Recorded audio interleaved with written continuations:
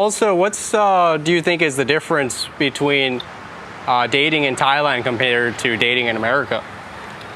You know, With the Thai girls. yeah, that's a Pandora's box there. Right? You know, I think that there happens to be a lot of Western men. There are Western women as well, but majority Western men successfully married to Thai ladies. And I think, Julian, the main reason is, to me, Thailand reminds me of 1950s America. Oh. I wasn't even born, but all of the television shows, Ozzie and Harriet, you know, all of the old wholesome American 1950s, like we were talking about earlier, with freedom to go run and play and sell and do and whatever, right? The culture is like that. Okay. Now, I'm not trying to be chauvinist or anything here, so don't take me wrong, okay? But Thai women are a lot like 1950s American moms. Oh, yeah. They're all about the family. They're all about eager to please their husband. You know, here in Thailand, low cost of living, one source of income is good enough so that the man goes out and earns the bacon, right? Girl takes care of more of the, And I just the think house. that the Western men, when they get here and they realize, I think it's a true statement to say that Thai women are eager to please their man. Now, I hope that doesn't sound chauvinist, and I hope that nobody thinks that I'm trying to say that American women aren't like that, because I know there are women that are very... Still traditional. Yeah, very traditional, Right. but there is that in the culture. It's a slow pace of life here, even in Bangkok. Thai people live for today. Right. They don't worry about tomorrow. They really live that lifestyle. And so when you think about matchmaking, you got a guy that's got that fast pace, aggressive, impatient. You know how we are in the West. We got to have a schedule. We got to know who, where, what, why. We got the agenda. We got the whole itinerary, right? This is how we live our lives. That doesn't work here at all. I mean, you just can't live that way here. You'll drive yourself crazy. But that guy that has carried all of that stress and all that thing, he gets over here to Thailand, and suddenly he's got this Thai lady that is just all about him. Like he's her whole world. And she's all about keeping him calm. Right. Thai people say Jai Yin Yin. Jai means heart. So every feeling, whether it's sad or happy or anything, you always use the word heart first. So Jai Yin Yin means calm. So Jai Yin Yin, calm your heart. And that's, I think, sabai. Yeah, Sabai, sabai. It's like relax, chill out, right? Yeah. Sabai, sabai. Don't worry. Mike and Lai. And that's a real thing here. It's not a bumper sticker. It's how they live. Right. So nothing against American women or Western women, but I just think that we've lost a lot of that in our culture. Yeah. Where, you know, we're all on the equal playing field. A woman has a career, she's got responsibility, she's got obligations, she's got all the stress that a man does. Right? Yeah. So when a man gets here and he makes a connection with a Thai lady and he realizes that, you know, she doesn't have anticipations of what he needs to do to please her. Generally, Thai men don't buy flowers for their Thai ladies, not even on Valentine's Day. Can you believe that? But it's just not in their culture that Thai men, and they're not chauvinist or disrespectful to their women, and the women aren't beneath them. It's just public displays of affection. Don't really have it out here. It's just not, doesn't. Even holding hands, you hardly really see that. Hardly see it. Yeah. So you have to think, when a Thai lady gets a gentleman from the West who's always eager to please his woman, have to buy her flowers, have to bring her a piece of jewelry, even if it's not her birthday. Surprise! We are geared to cater to our women. That's kind of the way we are. A good gentleman. American men. American right? especially. Yeah, okay. I can definitely speak for America, but I think a lot of Westerners are that way. It's just, you know, we're eager to please our women, and here you got women that are eager to please their men. So it does seem like it works most of the time. Yeah, I think it's kind of, I don't know if you agree with this, but I feel like, at least in my personal life, I feel like a lot of men prefer something that's kind of like the opposite to themselves. So if they're like a real hardcore, like 12-hour-a-day working guy who's like kind of, you know, a little bit arrogant and like strong-headed, stuff like that, most of the time that guy's gonna want a girl that's very like traditional. She's very shy, maybe you know, likes to cook, likes to clean, and maybe not be so work-oriented. You know, so I think that's the problem. It's not really a problem, but I think that's the situation why so many people are unhappy in America, is because it's too much like this. It's too clashing. And I understand how, you know, people want to, in America, they say a lot, they want an equal partner. But I think that what's it called? That idea, that theory of having an equal partner, I actually think it's hurting people more in the long term than it helps. I completely agree with that sentiment. I just think that, you know, men are men and women are women, and we do have different roles. It doesn't mean that a woman isn't just as equal, and Lord knows they're sometimes much more intelligent than us guys. Right. And they're long-term thinkers, and sometimes we're in the moment. But I agree with you that, you know, generally in the West we're more aggressive, and especially men. But women too, because women are out there in that workforce, and you got to hustle, and you got to be better than the guy behind you, you know. And so we're used to that. And when you arrive here, and I know women, Western women that have Thai men, that have very good relationships too. So I think it goes both ways. I just think, like you said, there's a counter. Right. If you're both career-minded and you're both strong and you're using a babysitter for the children to raise your children, and you got daycare and you got all the busy life, and you're doing it because you have to keep up with the Joneses, and you got all this debt, and you know how we are in the West. And so that really erodes the relationship, does it not? Because you're both kind of doing the same role. Right. You both have to play that. And here, not that Thai women don't work and that there aren't career Thai women. Absolutely, there are. There are world-class traveling business women in Thailand. No doubt about it. I know a few of them. They're really big earners. Overall, there's just that. It's like a lot like the Hispanic community. That ultimate commitment is family. Yeah. So when you commit in a relationship with a Thai lady, you know, you become her priority, even above her career. You know, and especially in marriage. I mean, monogamy is a real thing here. Right. It's a loyalty and commitment that's unquestionable. And I've always said happy together and happy apart.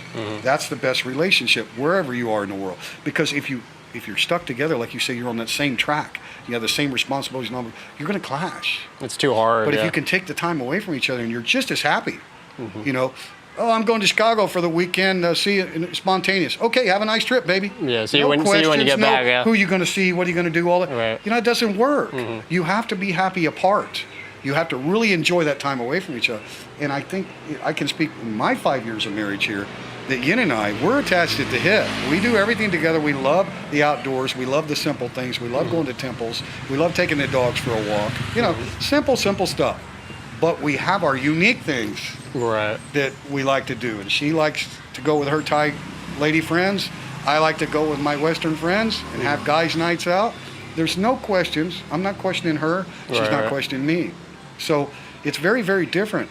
Very, very different, I think, on both ends. Right. You know, and I think that's why there's...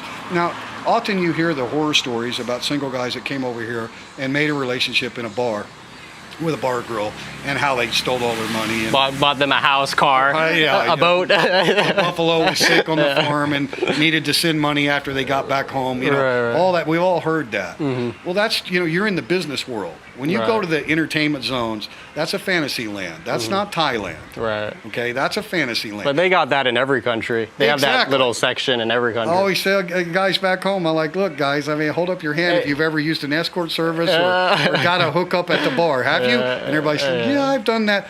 Did you try to make a relationship afterwards? No. Yeah. Well, even Nevada, they got the Bunny Ranch. Exactly. Sure. Absolutely. But you don't try to get married, right? You don't give them all your money, right? Yeah. You're out for entertainment, and you go, and you're adults, and what adults do in their private time is nobody's business, right? That's between them. That's the way it works in Thailand. But why would you want to go there to try to make a relationship? 90% or higher of the Thai single women, adult age, have never, would never, will never work in a red light or a bar. Right. They're not going to do it. This is a conservative country. If you drive a vehicle without a shirt on as a man, you can be ticketed. Oh, can you really? Yes. Yeah. That's a law on the books. That's good to know. Go to a Thai beach. Have you been to Thai beaches? Have you ever seen Thai women in bikinis? Not very often, not right? really, right? They wear like the whole swimming suits, Yeah. or they keep their shorts and t-shirts Or on. just running pants. It's almost. the opposite Yeah. of Brazil, right? Brazil's the quiet. Yeah, Yeah. it's like the opposite, right? So, I mean, Thailand's a conservative, very conservative culturally. The Buddhist is 95% Buddhism, right? And the old teachings, the Theravada Buddhism, not the Zen, not the more modern age Buddhism, but the original teachings of the Buddha that's ingrained in their culture and their daily life from a young age. Oh. The older brother has a different name than the younger brother because you have to show respect to your older siblings in the Thai language. right? Not James Smith the third, James Smith Yeah, the fourth, James Smith the fifth. So, like your older brother would be P, oh, right. and then younger would be like Luong, right? Or Nong or something. Or Nong, something like that, right? So it's a big culture of levels of respect, and monks are at the highest level, right? When you gone Y to a monk, you go bow all the way, right? Or a high government official. So. Cup and cow. Oh, thank you. Snacks, thank you. But anyway, I just think that you can't change Thailand, but Thailand can change you. And Thailand has changed me. It's made me a better person. It's taught me patience. I didn't have very good patience. When you first came here. In the West, we don't have patience. Yeah. We get impatient, right? I mean, it's natural. Even if you're not an aggressive person, you get impatient, you get frustrated, you don't understand, why am I waiting in line? Why is their customer service terrible? Whatever situation, we run these thoughts, right? It's just such a fast-paced culture. Yeah, you have to let go of all that here. Yeah. Like you really enjoy the country after you learn, like it's not that you needed to change Thailand. It's you needed to change yourself. You have to let go of that, because you don't really begin to enjoy your time here. And I think Thailand and Southeast Asia is all included in this until you really let go of your old cultural ways. Because it's not going to get you anywhere here. If you're impatient, if you're a loudspeaker, if you're rude, if you're flamboyant with your hands, if you point with your fingers, you're going to stand out here like a sore thumb. If you have Not in a good way. Not in a good way. If you have road rage, not good. Yeah. There's a lot of reasons to have road rage in Thailand. It's crazy, but nobody has road rage. Yeah. I mean, it happens, obviously, but it's very, very, very minute, right? So you have to understand that it's within us to let go of those things that we have tendencies to do just because it's our culture. It's normal. It's not a bad thing. Certain things may seem normal in America, but that's not the case out here. Yeah, it's like true. for verbal arguments in America, that's like a daily thing that people do all the time. Do you ever see it here? Hardly ever, unless something really bad's gonna happen. Bad. Whenever there's a real verbal argument, you usually see something bad happen. Yeah. Yeah. And it's usually between Westerners.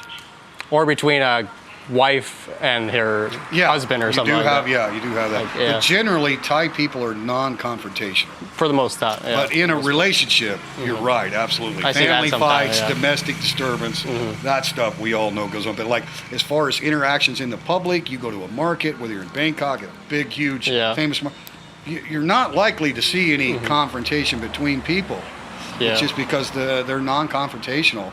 That whole don't lose face just means don't show your rear end in public, right? Don't do anything embarrassing in public. But what people do in their private lives, that's very, very different, right? Right.